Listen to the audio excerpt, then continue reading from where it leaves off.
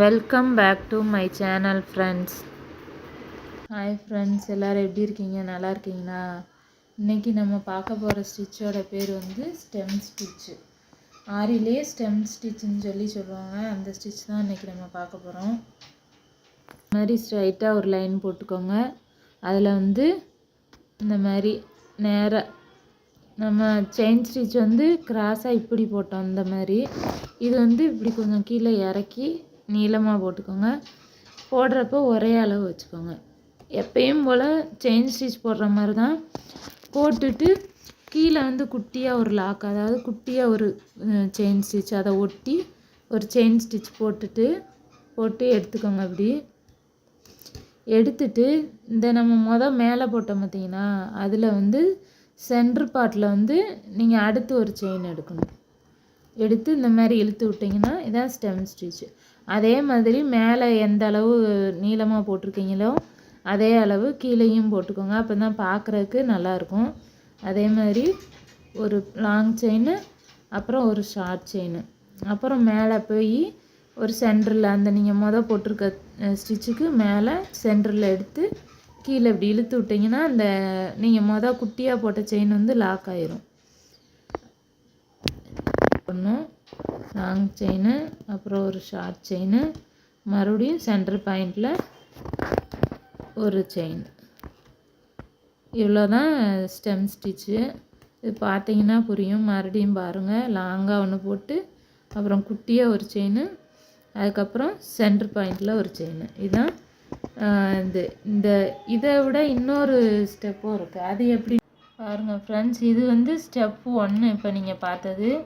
நான் அடுத்த ஒன்று ஸ்டெப் 2 ஒன்று இருக்குது. நான் அதை எப்படின்றத இப்போ காமிக்கிறேன். மறுபடியும் சொல்கிறேன் பாருங்கள். எடுத்த லாங்காக ஒரு செயின் எடுக்கணும். அதுக்கு கீழே குட்டியாக ஒரு செயின் போடணும். அந்த குட்டி செயின்லேருந்து மறுபடியும் நீங்கள் மேலே லாங்காக எடுக்கணும்.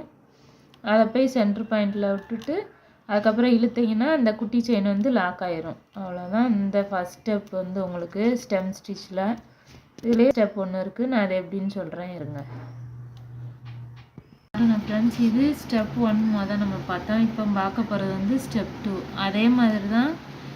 இதில் வந்து குட்டி லாக்லாம் போட வேண்டாம். சும்மா பெரிய செயினாகவே போட்டுட்டு லேசாக அப்படி இழுத்து விட்டீங்க அப்படின்னா அதே லாக் ஆயிரும். அதே மாதிரி மறுபடியும் கீழே இழுக்கிறப்பையும் லேசாக இழுத்து விட்ருங்க.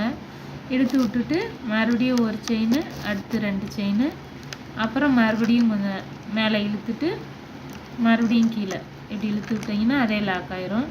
அதே மாதிரி ஒரு லாங் செயின், இன்னொரு லாங் செயின், அதே மாதிரி சென்டர் பாயிண்ட்டு இழுத்து விட்டுட்டு மறுபடியும் கொடுத்துருங்க. அதே மாதிரி ஒரு லாங் செயின், அதுக்கு மாதிரி கீழே இன்னொரு லாங் செயின், அதை இழுத்து விட்டுட்டு மறுபடியும் சென்டர் பாயிண்ட்டு. அவ்வளோதான். இது கொஞ்சம் உங்களுக்கு ஈஸியாக தான் இருக்கும். அதை விட